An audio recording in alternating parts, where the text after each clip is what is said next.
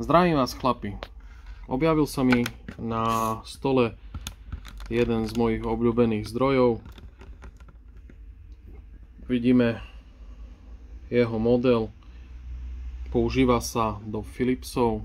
Je to Philips v podstate zdroj televízny. Klasická chyba.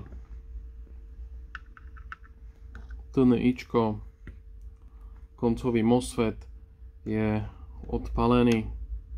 Ten koncový MOSFET TNIčko sme si nahradili šuflíkovým, aký sme mali po ruke. Poistka nebola vyhorená. Samozrejme, nahodíme si ho do siete. Hneď by mali sme merať výstupné standby napätie. Tu máme popis. Akurát nemeráme nič. Druhou najčastejšou poruchou tohto zdroja býva práve že tento transformátor. Tu si vidíme aj jeho umiestnenie. Sekundička. Áno, to je transformátor 902. Je to pulzný transformátor. Častokrát, keď odíde TNIčko, odpali vynutie na tom transformátore.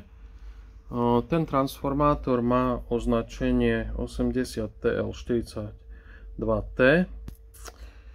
My si ho jednoducho dokážeme premerať. Sice ja som ho vymenil, ale premerať si ho môžeme. A zistíme, že je dobrý.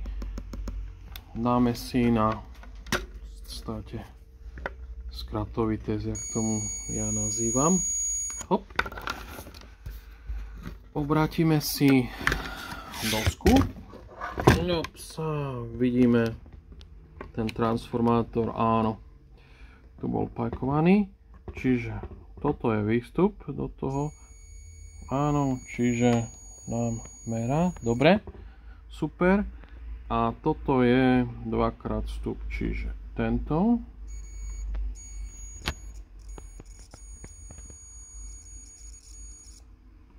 dobre, a tento.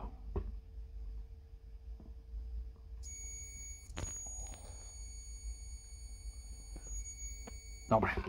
Najčastejšie býva, sekundička, nech si to... Najčastejšie býva prepálené práve toto vynutie, hej? Čiže toto vynutie býva prepálené a potom sa opravári, servisáci ma pýtajú, že čo môže ešte byť v tom zdroji. No tak je to tento transformátor. Pokiaľ ho neviete zohnať, kľudne ma kontaktujte, viem vám ho predať. Odporúčam byť úctivý, zdvorilý, viac dosiahnete než dáka konverzácia, serus, nazdar, dáš mi, vymeníš mi, prídem. No, tak, po novom ročku aspoň takéto video. Všetko pekné vám prajem do nového roka. Nech sa vám opraví daria jedna báseň. Nech vidím aj od vás nejaké tie videá, nejaké tie pomoci, ktoré dávate ľuďom. Ja si skalopevne myslím, že práve oprava to je to, čo je ekologické. Pretože kupovať nové a vyhadzovať funkčné, to ekologické nie je. Ďakujem za zhliadnutia. Ďakujem za minulý rok.